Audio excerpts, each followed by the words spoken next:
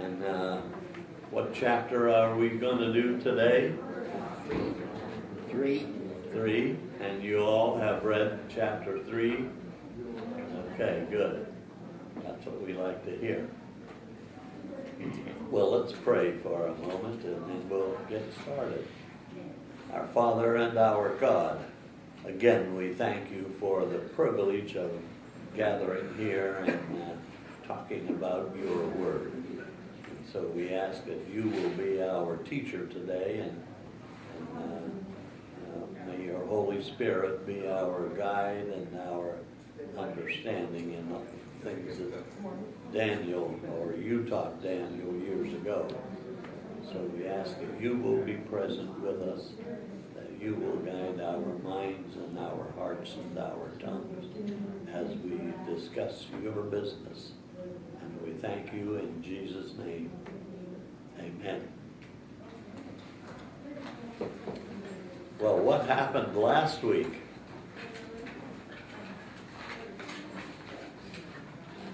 Nobody was here? I had a dream. Yeah, we have lots of dreams in this book of Daniel, dreams and visions, and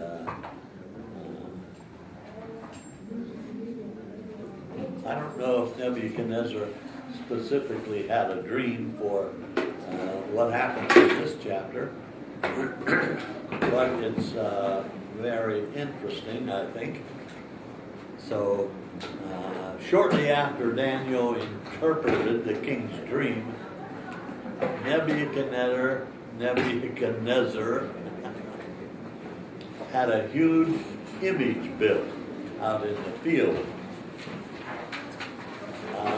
When we see pictures of what this image might have looked like, it always looks like a straight,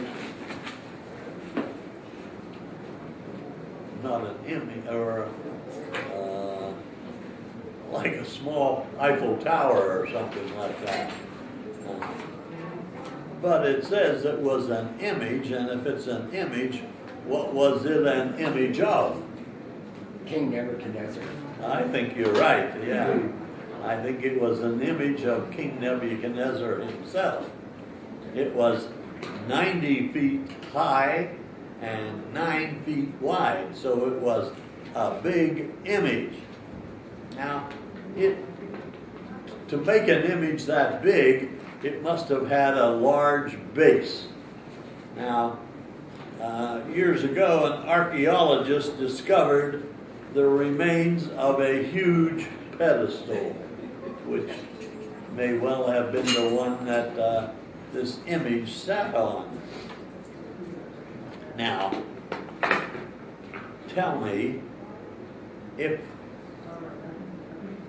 they found the pedestal on which the image stood, why couldn't they find any pieces of the image itself? Gold. Gold is the answer. It was made of gold. And it took a lot of gold, I'm sure. But there was a lot of gold in and around Babylon on the images and the buildings themselves. So apparently, well, whether it was hard to get or not, Nebuchadnezzar found it, and his image was made of gold. He got it from Jerusalem. What's that? He got it from Jerusalem. Well, he took some of the... When they raided the temple. They took the gold from the temple, yes. But they put that in their temple. I don't think they used that for the image. They put that in their temple in order to show the Israelites that my God is bigger than your God. So, The temple was overlaid with gold on the walls that they probably used for their yes. statue. So, it's possible the statue was gold plated. Well, that may be, but it had the appearance of being all Right. gold. Okay. Where do you suppose he got the idea from to build an image of himself, a golden image? Just from himself, or do you think his advisors? Well, he had this dream, in the last chapter, Right. and it was a head of gold. Oh, And I so since Nebuchadnezzar's God was bigger than the Israelites' God, he had to make a big image. And besides that, he had a big ego that helped him build a statue like that. His advisors may well have realized that, helped him along on that. Well, I'm sure he did. He wanted his kingdom to last forever. Yeah. Well, it wanted to represent the world power that existed in his day that he himself had built. And he also built it to honor the Babylonian gods. This was something that he built. And as more we learn about Nebuchadnezzar, the more we realize that he had a humongous, big ego in the things that he did, and we'll see that later on. Does the Bible mention the hanging gardens? We'll get to that. Oh. Not in this chapter, but we will get to that. I think the idea of this statue probably came from the dream that he had in chapter 2. And this is just I can do you one better, is what Nebuchadnezzar was out to do. This was a rebellion against the God of heaven. Now, in every chapter, it seems like Nebuchadnezzar recognizes this God of heaven is greater perhaps than the other gods that they were celebrating, but he still would not recognize that the God of heaven is the only God. He still wanted to keep all of these other gods that they had, that they worshipped. And when he remembers that dream that he had in chapter 2, he was thinking that my kingdom will never fall to another Gentile kingdom here on earth. However, we know that it won't be long before the Medo-Persian Empire takes over. They conquer the Babylonian Empire. So anyhow, he built this image, and he required all the politicians to be present and to worship this image. So, and to worship a plain old stick tower, whatever, I don't think so. But like you've mentioned, I think this image was a representation of Nebuchadnezzar himself. And so when they got everybody together, they wanted them to worship the image, which either way represented the king himself, to Nebuchadnezzar. And, apparently, when we read and study this story, what am I going to say? Daniel, he was one of the high up leaders, and apparently he was not present at this thing. He might have been representing the king in somewhere else, or doesn't tell us where he's at. But his three friends, Shadrach, Meshach, and Abednego, they were there. And this is what causes the big problem. And the king said, at the sound of the music, all the instruments and the people, when you hear that music, I want everybody in the kingdom here to fall down and worship. Now, more importantly than everybody, he spells out all of his politicians, the higher ups in the kingdom. He wants to make sure that they are faithful to him. and not to some other god like Daniel's God. And he said, you guys got to fall down, and there are to be no exceptions. If you refuse to fall down and worship the image, that we will call treason, punishment by death in the fiery furnace. The king of Babylon was noted for roasting people alive. If you disobey the king's command, this is what happens. Well, Jeremiah, he mentioned this too. He told the people that this is what would happen. I read from Jeremiah chapter 29 and verse 22.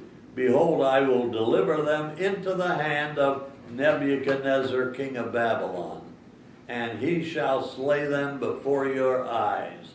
And because of them, a curse shall be taken up by all the captivity of Judah, who are in Babylon, saying, the Lord make you like Zedekiah and Ahab, whom the king of Babylon roasted in the fire. So this was common knowledge wherever. Watch out for those Babylonians, they're going to cook you. Well, back to Daniel and his three friends, Shadrach, Meshach, and Abednego. This put them in a dilemma because they were here as part of these high-up politicians. They were there, and, well, you know, if they fell down and worshipped the image, would be the same as fall down and worship Nebuchadnezzar himself. It would violate the first two of their commandments that were given to them long ago by Moses. It would bring the wrath of God upon them. But on the other hand, if they refuse to worship, they're likely to be thrown into the fiery furnace. Which would you choose?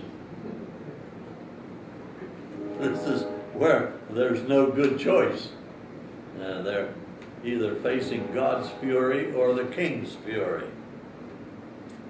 Did they make the right decision? Shake your head yes. Okay. They did make the right decision, and the music sounded, and they refused to fall down and worship. They made the choice, and that was in the favor of their heavenly God, with a capital G. Okay? So Shadrach, Meshach, and Abednego made the right decision. The signal was given, the pagans fell down and worshipped. The three Jewish men did not. They were in this kind of a dilemma before, were they not? Yeah. Seems like they're in trouble in every chapter. Well, once again, they refused to sacrifice the truth of God on the altar of expediency, and they did not fall down. Well, we see three realities here. Number one, the one true God is incomparable to false gods. He can do what these other gods cannot do. Well, they proved that in the other chapters that we read, that the God of heaven is no comparison to the gods of earth, or the gods of the Babylonians that they worship. Number two, God is able to rescue those who faithfully serve Him despite their doubts. Have you ever been in such a dilemma that you had to choose between your faith in God and there were certainly doubts in your mind as to whether God would come through. I don't think there ever was any doubt in the minds of Shadrach, Meshach, and Abednego as to whether they would hold true to their faith in the God of heaven. And here again, we see that. God is worthy of the ultimate sacrifice. Put yourself in their place in this modern day. And if you happen to be in the right place in this world, you may have to make a decision whether it's off with your head or fall down and worship a strange God. That's the ultimate sacrifice. And if you watch the news, you can see that there are Christians throughout the world that are facing that dilemma. And many of them chose to have their head removed rather than change their mind about things.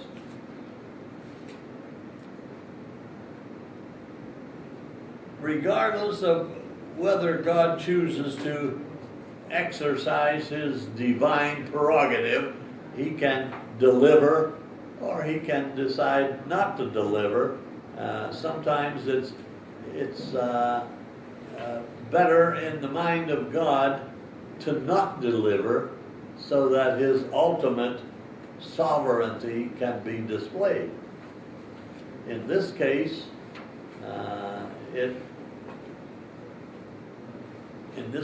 God decided, boy, I got my tongue twisted today.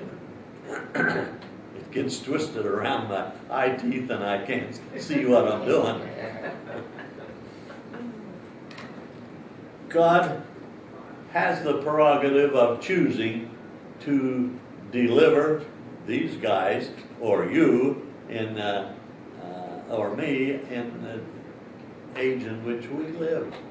And as you watch the TV and see where these guys are beheaded over across the ocean, what if that were to happen today? What if a terrorist would come in here today and decide to blow your heads off if you didn't bow down to his image or his demands? What would happen then? God has the prerogative of deciding that and doing accordingly. So there comes a time when there would be doubts in your mind.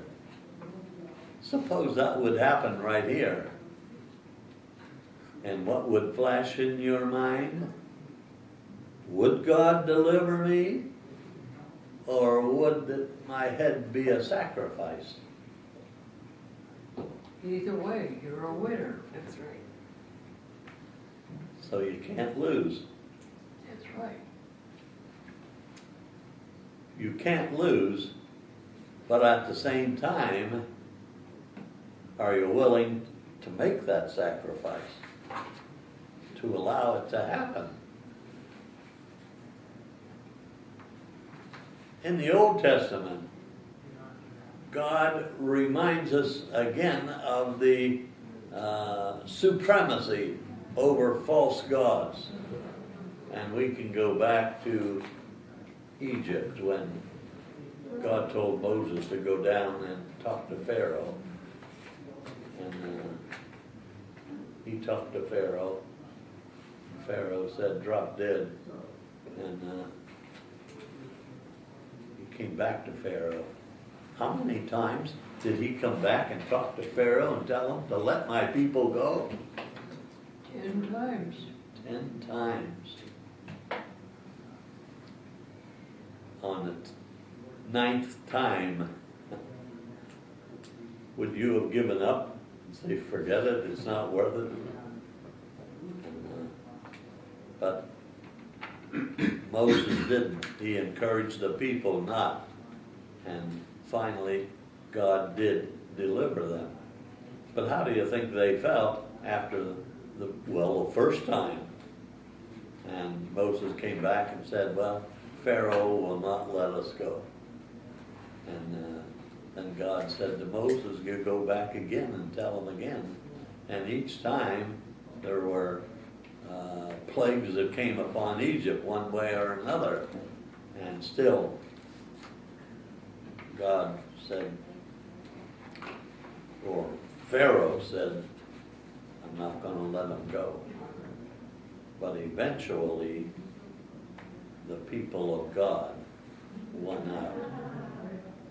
You see, sometimes when it doesn't seem to happen, when we're just about to lose our head one way or another, God decides that the experience that they're having is what I want them to learn. So would the children of Israel have learned if after the first visit to Pharaoh, and if God said, okay, that's it, would the people have learned? Obviously, the people would not have learned the lesson that God wanted to teach them at that time.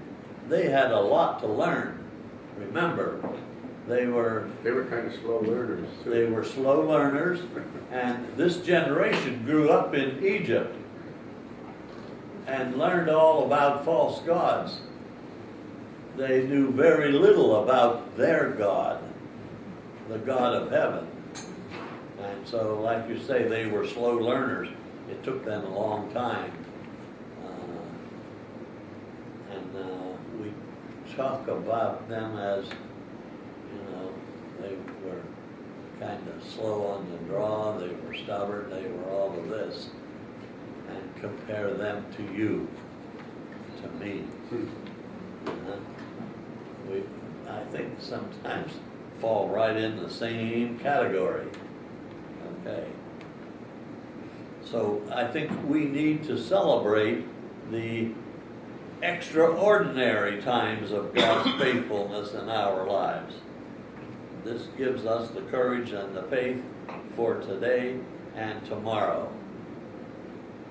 Now, I am sure that you all would have an experience like this, whether minuscule or major experience. Example. About a week ago, I got this letter in the mail, and on the letter there were little clips, and this Catholic rosary was clipped right on to the letter. And I thought to myself, what should I do with this thing? Now, my caregiver that comes to help me 3 days a week, I knew she was a Catholic, but she was not a very good Catholic. I asked her one day, what church do you go to? Well, she said, I go to the Catholic church when I go, which indicated to me that she didn't go very often. Anyhow, she was a Catholic. I had the rosary beads and all there with the little crucifix on them and all. And should I give them to her? I thought that might be appropriate. On the other hand, I don't think so. And so I asked the Lord, what should I do with this thing? Should I throw it in the waste can, or should I give it to her? Well, unbeknown to me, that thing dropped off of my desk and onto the floor. I didn't know it. I didn't know it happened at all. But when I have this power chair, and when I got to moving it around, it apparently ran over the thing, and I didn't know it. And about an hour or so later, I was going into the other room, and what are these things all over the floor? There are beads, a string of beads, not on a string, but they're all over the place. And, Did you ever dream So- about the Pope that night? what's that? Did you ever dream about the Pope that night? I didn't have the stuff to build an image. So anyhow, I got the answer that I was looking for. And where are we at in our story? Well, everybody's fallen down to this image, and immediately some of these Chaldeans reported to Nebuchadnezzar, "Hey, Mr. King, there were 3 guys that did not fall down and worship your image here." Well, it wasn't the beginning of, but it was a continuation of anti-Semitism against these Jewish young fellows. Well, I think they were jealous of these Jewish guys, because here are captives from another country that come in, and you, king, promoted them above us. And really, we don't like that. And they're out there and they wouldn't worship your image. What are you going to do, Mr. King?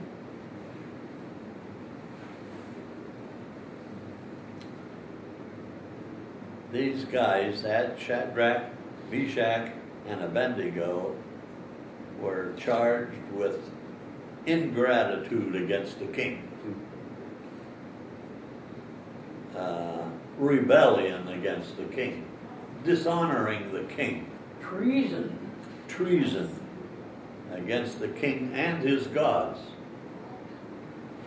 Well, what happened? Nebuchadnezzar went into a rage and he demanded to see these guys. Now, what's wrong with them? They came here as captives. I trained them. I sent them to school. I taught them. I gave them positions, high positions in the government. And here they don't appreciate it, not one bit. And so they called these 3 guys in. Nebuchadnezzar asked them, "Is this true? What happened that you did not fall down and worship?" Shadrach, Meshach, and Abednego had the opportunity here to deny it. They say, "Oh, king, this is not true. It's their word against mine." And that was one option they had. Nebuchadnezzar decided, well, we're going to give you one more chance right in my sight, and we're going to see. And so the music started. The people fell down in worship, but not Shadrach, Meshach, nor Abednego. They did not. And so Nebuchadnezzar saw, well, I guess it's true that you guys are not for us, you're against us. We're going to see now whose God is bigger, our God or your God. Will your God deliver you? I'm going to, hey, you guys, you make the furnace 7 times hotter. And we're going to roast these guys and see how they like that. The furnace was so hot that no God could ever deliver them. Not even your God of heaven could survive a thing like this. So, the God of heaven, this gave the God of heaven a splendid opportunity to display his sovereign power over whatever.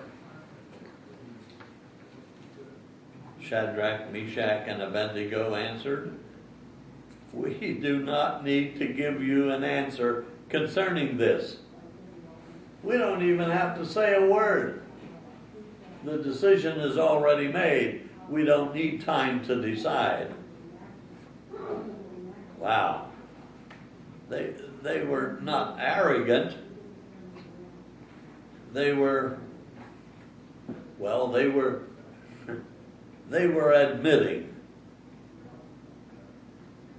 that the charge was true. There was no defense, no apology. It was true. They simply trusted God. If God would deliver them, that would be okay. If God would not deliver them, that still would be okay. They didn't have to decide. The decision was already made. Boy, here were some saints that exercised their true faith in God. Yes.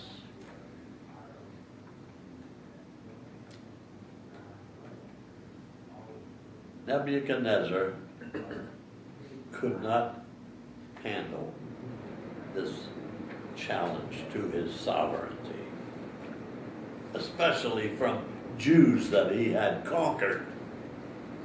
And they were down here, and I'm up here, and I promoted them up to here, and now they're turning on me everything. So Nebuchadnezzar says, make the furnace 7 times hotter. Oh, I should make a little picture on the chalkboard here. And are these things I can use on the chalkboard? Yes. Okay. Is blue okay? Yeah. Okay. Doesn't match your suspenders and your coat. There you go. Okay, let's go here.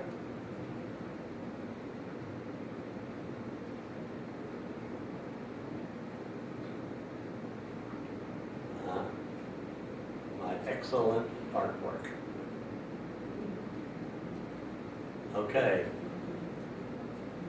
This is the furnace. It's like a kiln. There used to be a kiln right near my house in Pennsylvania. The stones were falling down and they used them for other purposes. But here is an incline. They would come up here and they would drop fuel or whatever into this hole, which went down here, and here is the fire. Now, on the side here is a window where they can look in and see how the fire is going. Or, in this case, they would drop the Shadrach, Meshach, and Abednego into the hole, down onto the fire, and Nebuchadnezzar is out here looking in. And what does he see?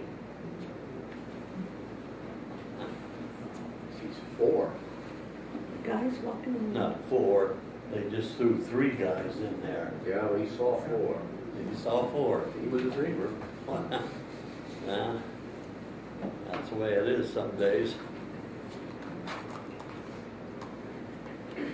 They got the strongest men around to tie these guys up so they couldn't get loose. Throw them into the fire where there is no possibility of escape. There was no way to rescue them. These 3 guys are doomed.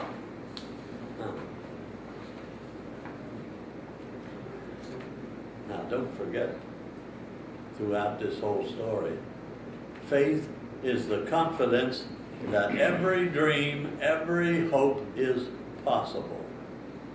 And these 3 guys, they had it, yeah. We need to emphasize the miracle about to take place here.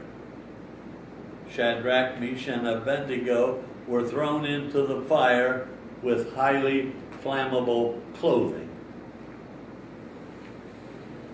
The fire in the furnace was so hot that it killed the soldiers who were throwing them into the fire. So apparently the fire was so big and coming out the top, and these guys that were throwing them in, they were scorched. No, they were roasted themselves. They were killed in the fire in their attempt to throw these other guys in. The Jews were tied up. They could not move at all when they were thrown into the fire. And Nebuchadnezzar sat looking, watching in the lower opening as these three guys got cooked. But he was not prepared for what he was about to see. He saw something that astonished him. Jumped up, questions his counselors there. Make sure that his eyes weren't playing tricks on him, because he couldn't believe what he saw. Now, we've noted 5 things that startled Nebuchadnezzar. There were how many persons in the fire? I saw 4 images. There were 4 persons instead of 3. Well, how did the 4th one get there? And then he looked in the fire, no one was bound. He had them bound, tied up. But when he looked in the fire, no one was bound. As a matter of fact, all 4 of them were walking around in the fire. Did you ever see anything like that? Boy. And besides that, all 4 of them were not hurt. They weren't dancing around because it was too hot. They were just walking around cool as a cucumber. And the 4th person looked like son of the gods. See, the Babylonians believed that their gods would have sons. This was Nebuchadnezzar's way of saying that 4th person in the fire was a supernatural person. I believe the 4th person in the fire was a pre-incarnate appearance of Jesus Christ himself, the Son of God. He came to deliver miraculously these 3 Jewish captives. He came to rescue his faithful servants. That's what it boils down to. Well, when Nebuchadnezzar came to his senses, he summoned Shadrach, Meshach, and Abednego to come out of the fire. You know, it's a little cooler out here. Come out of the furnace. And what did he call them? He called them servants of the Most High God. Boy, that elevates these guys above all of their Babylonian gods. That's with a small g. He recognized him as the Most High God. But he did not recognize him as the only God. He still wants to keep his own Babylonian gods there. Well, as we will see, each time Nebuchadnezzar is faced with a dilemma like this, he recognizes the God of the Hebrews, the Most High God, but he does not eliminate his gods. He still wants them around too. So they came out of the fire, and he got this large group of his officials, better known as politicians. They gathered around, they examined these 3 guys, and they became a reliable body of witnesses. Okay? They observed 4 evidences of God's miraculous power. there were no blisters on the bodies of these guys that were in the fire. That should be, by this time, more than blistered. There was no hair on their heads singed. Now remember, it killed the guys that threw them in there, and yet these three, not a hair on their head was singed. Their clothing was not scorched. There was not even a smell of smoke on them. God had overwhelmingly demonstrated that there was a God who could deliver these three sons of Israel, these three Jewish guys that were the enemies, the captives. They could deliver them out of the king's hand. So what did Nebuchadnezzar do? He praised God for delivering Shadrach, Meshach, and Abednego. He praised God that these four men had faith and devotion to their God, the God of heaven, the God of the Israelites. Nebuchadnezzar went so far as he decreed punishment for anyone who dared to speak against this Most High God that delivered Shadrach, Meshach, and Abednego. Nebuchadnezzar admitted that this God was more powerful than any other God. So Nebuchadnezzar was putting them, or putting the God of heaven above any earthly God that they had ever heard of. Lessons to be learned. Okay? Human government is ordained by God. He is in control. And as we'll see later on, that it's the God of heaven that sets up kingdoms, that breaks down kingdoms, that puts leaders in their position and takes them out of their position as whatever they're in as a politician.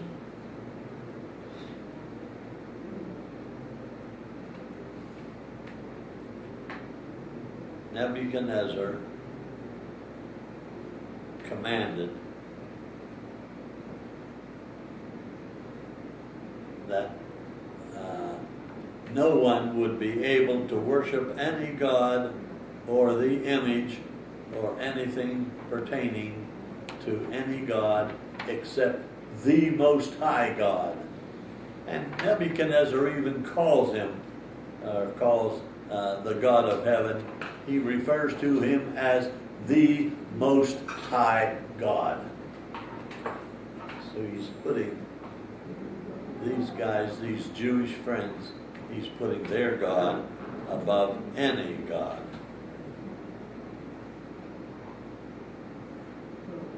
We need to learn that any saint of God must obey God rather than any ordinance of man. And that we need to look at very closely in our day. Okay? A saint today must obey God and take the consequences if that be the case. God does not choose to deliver in every instance, and we need to recognize that and be willing to go through the fire if God chooses not to deliver. Now, another interesting thing, in our day and age, we see a lot of demonstrations, things like that against our politicians. Well, most every day you can turn the TV on now and see a demonstration somewhere. But when we look at Shadrach, Meshach, and Abednego, they were delivered by God, and they did not demonstrate against the government, or they did not demonstrate against even Nebuchadnezzar that had them cast into the fire. They did not start a movement to overthrow the government. They were just mere servants of the king. First of all, the king of heaven. Secondly, the king in Babylon, Nebuchadnezzar.